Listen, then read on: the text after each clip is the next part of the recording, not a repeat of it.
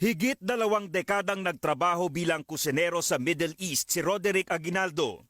Pero nasangkot siya sa pagpatay sa isang Pakistani sa Bahrain.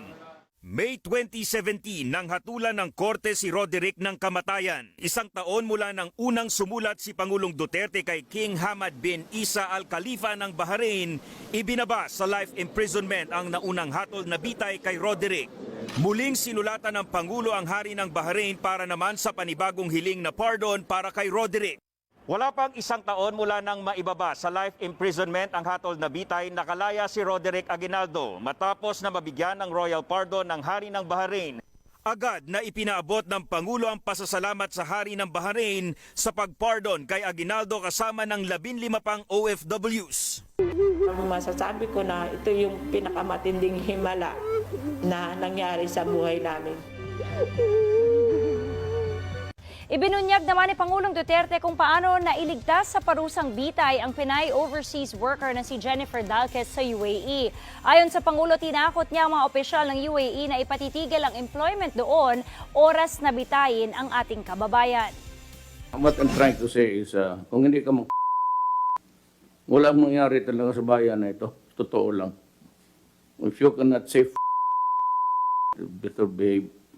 Ganito ang luha ng hustisya, ng kalayaan, at ang muling makapiling ni Jennifer Dalquez ang kanyang pamilya. Sa Twitter post ng Administrator ng Overseas Workers Welfare Administration na si Hans Leo Kakdak, ang pagkikita ni na Pangulong Rodrigo Duterte at Jennifer Dalquez sa Malacanang kahapon.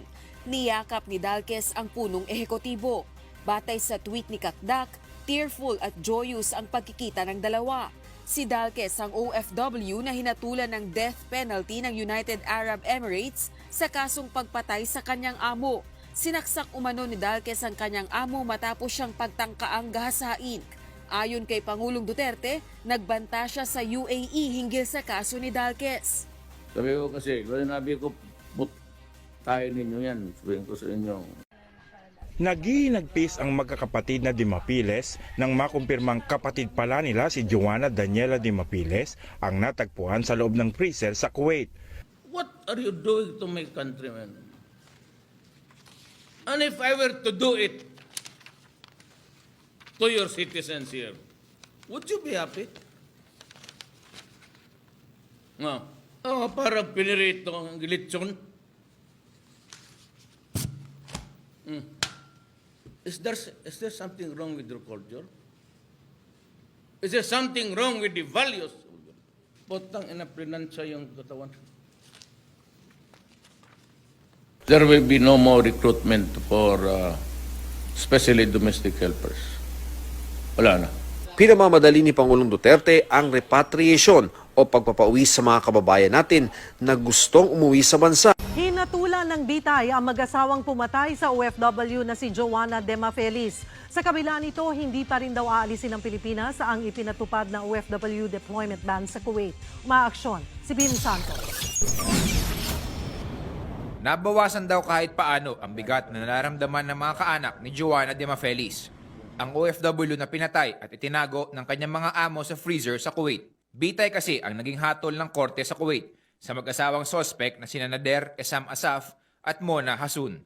Sinalubong ni Pangulong Duterte ang mahigit 100 OFW na umuwi sa bansa mula Kuwait sa Naiya kagabi. Sila ang nag-apply ng amnesty kasunod ng anunsyong total deployment ban sa nasabing bansa. Hindi ko nagustuhan at saka hindi ko na masikmura. Sabi ko, pauwin mo lahat. Walang pera, mag-knockout ng aeroplano kung sino dyan. Basta pauwin mo lahat. I'd like to say that again, welcome. I love you as a Filipino. Mahal ko kayo. At hindi po ako papayag na samantalayin kayo.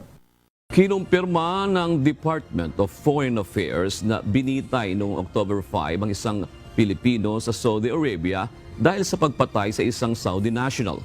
Ayon kay Romel Romato, Charge d'Affaires Philippine Embassy sa Riyadh, isinagawa ang pagbitay ng walang abiso sa pamilya nito o sa embahada, alinsunod sa lokal na batas.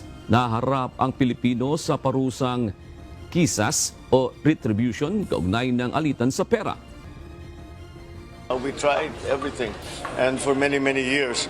And the Saudi government really tried to look and to be sure that the judgment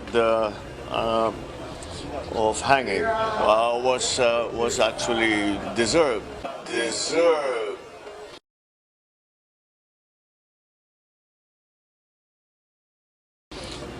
Nonetheless, we appealed to the better natures, I guess, of our friends in Saudi Arabia.